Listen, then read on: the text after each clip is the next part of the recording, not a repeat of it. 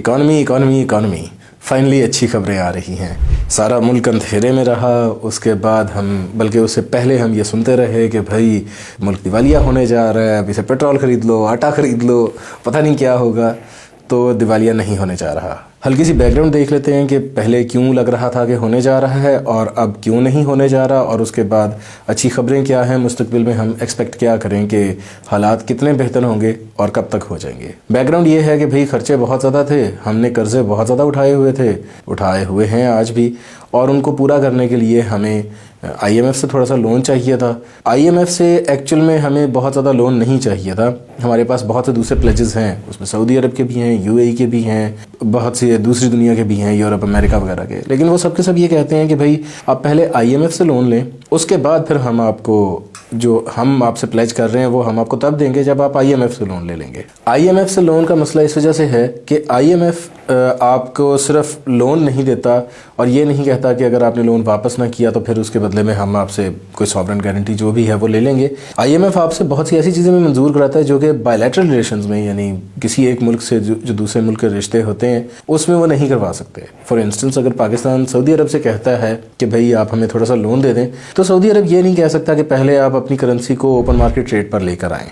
IMF ये चीज़ करता है। आईएमएफ कहता है कि अपनी इकॉनमी को सोर्स पे ठीक करें ताकि हमें पता हो कि भाई आपने अपनी इकॉनमी से कैसे निकालना है। हमें कोई फ़ायदा नहीं है कि हम आपसे गारंटी में आपने जो चीज़ रखवाई हुई है, फ़र्ज़ करें आपने मोटरवे रखवाई हुई है, आपने कोई एयरपोर्ट रखवाया हुआ है, आपने कोई अपना होटल वगैरह न्यूयॉर्क में है वो रखवाया हुआ है, जो भी रखवाया हुआ है, अगर आप वो हमें कह देते हैं कि ठीक है जी हमने लोन वापस ना किया, आप वो ले लीजिएगा, तो हम उसको लेकर हमारा फ़ायदा नहीं है। हमारा जो ऑर्गेनाइजेशन का डिज़ाइन है वो ये नहीं है कि हम आपसे चीज़ें लेते रहें, इस तरह की सॉवरेन गारंटीज़ लेते रहें। हमारा फ़ायदा तब है जब आपकी इकॉनमी ठीक हो। इसलिए आईएमएफ बहुत सी चीज़ें करवाता है। ये हमने अक्सर, जो हमारे पॉलिटिशियंस हैं उन्होंने अक्सर एक डिज़ाइन बनाया हुआ है, एक बातें बनाई हुई हैं कि जी आईएमएफ बिजली महंगी करा देता है, आईएमएफ गैस महंगी करा देता है एंड सो ऑन। आईएमएफ ऐसा नहीं कराता। आईएमएफ का काम ये होता है, वो कहते हैं जी आप किसी और जगह से अगर पैसे निकाल सकते हैं तो आप वहाँ से निकाल लें, हमें तो पैसे वापस चाहिए। हमें तो अच्छा लगता है कि आप ये जो बुनियादी ज़रूरत की अशिया हैं ये सस्ती रखें, किसी और तरीके से पैसे निकाल दें। फॉर इंस्टेंस अगर पाकिस्तान कहता है कि भाई हम टूरिज़म से बहुत ज़्यादा पैसा कमा लेंगे, ये हमने तैयारी की है, हमारे पास ये स्ट्रेटजीज़ हैं, ये तरीक़ाकार है जिससे हमने टूरिज़म से पैसे निकालना है, आप हमें लोन दें, हम टूरिज़म पे इन्वेस्ट करेंगे और टूरिज़म से पैसे आएंगे, तो आईएमएफ लोन देने को तैयार है। लेकिन जब आईएमएफ कहता है कि भाई आपके पास कोई टूरिज़्म क्यों आएगा, आपकी दहशतगर्दी बढ़ रही है, आपके 100 किस्म के दूसरे मसाइल हैं, टूरिस्ट आने से डरेगा, तो हमारे पास कोई जवाब नहीं होता। नतीजा ये है कि फिर आईएमएफ कहता है भाई आप एक ही तरीके से पैसे पूरे कर सकते हैं, या तो टैक्स लगाएं, डायरेक्ट टैक्स, और डायरेक्ट टैक्स में ये है कि अमीर लोगों पे टैक्स लगाएं। अमीर लोगों पे भी आप नहीं लगाते क्योंकि आप कहते हैं भाई अमीर लोगों से पैसे लेके हमने इलेक्शन जीतना होता है, तो फिर गरीब आदमी बचता है, फिर उसके लिए बिजली महंगी कर दें। हम कहते हैं हाँ भाई ये ठीक है, हम गरीब आदमी पे टैक्स लगाते हैं, बिजली महंगी करते हैं, पेट्रोल महंगा करते हैं, उस तरह से पैसे पूरे कर देते हैं। आईएमएफ कहता है ठीक है जी ऐसे कर दें।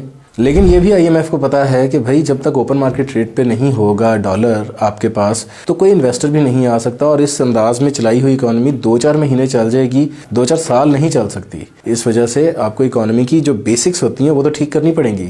इसहाक डार साहब को ये बात समझ नहीं आती थी। इसहाक डार साहब कहते थे कि भाई वो अक्सर अपनी छोड़ते हैं क्योंकि शायद उनकी उम्र भी ऐसी हो गई है और उनका मिजाज भी वो चतराहट वाला मिजाज है जो पाकिस्तान में तो चल जाता है, लेकिन अपने बॉस के सामने तो नहीं ना चलेगा, आईएमएफ के सामने तो नहीं चलेगा। वो अगर कह देते हैं कि भाई नहीं जी ऐसे नहीं, ऐसे होता है, ये जो लोगों के पैसे पड़े होते हैं बैंकों में ये भी फॉरेन रिजर्व में शामिल होते हैं, तो आईएमएफ कहता है यार चलो दौड़ो।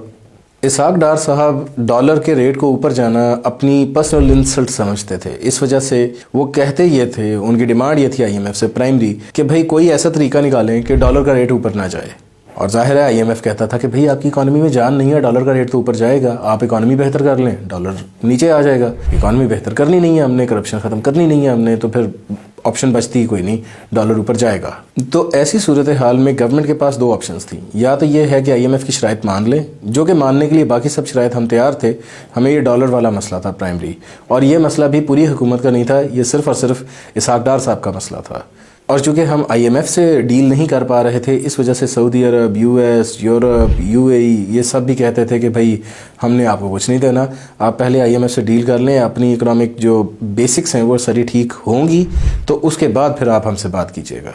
अब इस वक्त सूरत हाल ये है कि पाकिस्तान ने फैसला कर लिया है कि भाई हम जा रहे हैं IMF के पास। एक बहुत छोटे लोन के लिए तकरीबन $1 बिलियन से थोड़ा सा ज़्यादा हम लेंगे, जो सिर्फ 1 साल का प्रोग्राम है। इसका फ़ायदा हमें ये है कि बहुत ज़्यादा कर्ज़ा बहुत ज़्यादा नहीं होगा अमाउंट में, और हमें जो कि प्लेजेस हैं जो सऊदी अरब से हैं, UAE से हैं। सऊदी अरब ने $2 अरब का वादा किया हुआ है, UAE ने तकरीबन $1.5 अरब का वादा किया हुआ है।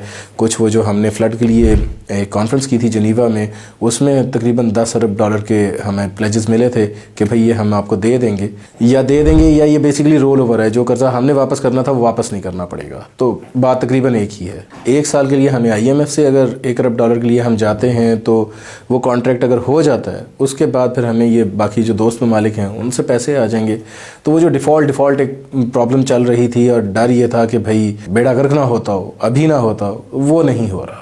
ये सारी बात होगी। डिफ़ॉल्ट का मसला या जो भी मसले होंगे ये इलेक्शंस के बाद होंगे। उस वक्त IMF से शायद एक बड़ा प्लान चाहिए होगा, जो कि $20 अरब के आसपास का प्लान कम से कम होना चाहिए। लेकिन वो मसाइल अगली हुकूमत फेस करेगी जो भी होगी। और शायद IMF ने कहा हो कि भाई हम आपको सिर्फ 1 साल के लिए एक छोटा सा प्लान दे सकते हैं, इससे ज़्यादा नहीं। शायद हमारी हुकूमत ने अक्लमंदी की है कि भाई अभी सिर्फ 1 साल का प्लान लें और मामलात जो हैं वो सिर्फ अगले इलेक्शंस तक लेकर जाएं। इलेक्शंस हो गए, उसके बाद जो नई हुकूमत आएगी वो फिर अपने अंदाज में काम करेगी। लेकिन जो भी हालात हों, यानी पाकिस्तान ने अक्लमंदी दिखाई है या IMF ने ये बात कही है, इसमें फ़ायदा पाकिस्तान का ही है। अब चूँकि गवर्नमेंट ने ये मान लिया है कि भाई ठीक है हम IMF के पास जा रहे हैं और IMF से हम डील करेंगे और उसकी वजह से फिर बाकी सारे प्लेजेस भी आ जाएंगे। इसका मतलब यह है कि हुकूमत ने ये फ़ैसला कर लिया है कि भाई अब हम बैठे हैं, हम अब यहीं हैं, और अगला इलेक्शन अगर हमें थोड़ा बहुत डिले भी करना पड़ा, आइन में 3 महीने की तो बिल्कुल साफ लिखा हुआ है कि 3 महीने तक जो हुकूमत बैठी हो वो डिले कर सकती है। तो इसका मतलब यही है कि ये हुकूमत ने फ़ैसला कर लिया है कि भाई अब हम बैठे हैं और हम रहेंगे, और हम इलेक्शन में तब जाएंगे जब थोड़ा बहुत रिलीफ मिलेगा, जब थोड़ी बहुत इकॉनमी ज़्यादा अच्छी चल रही होगी, जब थोड़ा बहुत हालात हमारे हक में होंगे। अब हालात हक में करने के लिए जो प्रॉब्लम्स आए हुए थे वो उन्होंने फाइनली खोल दिए हैं। बैंकों ने LCs खोल दी हैं और इंपोर्ट दोबारा से शुरू हो रही है। स्टॉक मार्केट इसी वजह से ऊपर को जा रही है पिछले 3-4 रोज़ से, क्योंकि पता है कि भाई अब हालात बेहतर हो रहे हैं, इकॉनमी सेटल हो रही है। इसी इक्वल फुटिंग को करने के लिए ही अब फवाद चौधरी साहब को भी अरेस्ट किया गया है, क्योंकि उन्होंने जो बयान दिया था कि इलेक्शन कमीशन मुंशी बना हुआ है। मुंशी कोई इंसल्ट नहीं है, हमारे कैरेक्टर में मुंशी साहब कोई बुरा कैरेक्टर नहीं होते, बल्कि मोस्टली एक अच्छा कैरेक्टर होते हैं। इलेक्शन कमीशन के लिए इससे बहुत बुरी टर्म्स बहुत फ्रीक्वेंटली इस्तेमाल होती रही हैं दूसरी सारी पार्टीज़ की तरफ से। तो इस बात पे फवाद चौधरी साहब को अरेस्ट करना कोई बनता नहीं था, तुक नहीं बनता था। ये यकीनन अब बेसिकली एक अनाउंसमेंट है कि ठीक है भाई द वॉर हैज़ बिगन। लेकिन घबराने की बात इसलिए नहीं, क्योंकि गवर्नमेंट की जो स्ट्रेटजी अब यही लग रही है कि भाई हमने अब थोड़ा सा रिलीफ देना है, थोड़ी सी परफॉर्मेंस शो करनी है, ताकि हम अगले इलेक्शन में जाके कुछ बात कर सकें। और इसके लिए इवन दो फवाद चौधरी को गिरफ्तार किया गया है, इसका मतलब ऐसा नहीं कि कोई ऐसी हरकतें करेगी हुकूमत जिससे PTI के लोग दोबारा से सड़कों पर निकल आएँ। ये गेम स्लो एंड स्टडी खेली जाएगी, जोड़ तोड़ होगा, PTI के लोग तोड़ने की कोशिश की जाएगी, लेकिन रिश्वतें दे के ड्राइंग रूम्स की सियासत होगी।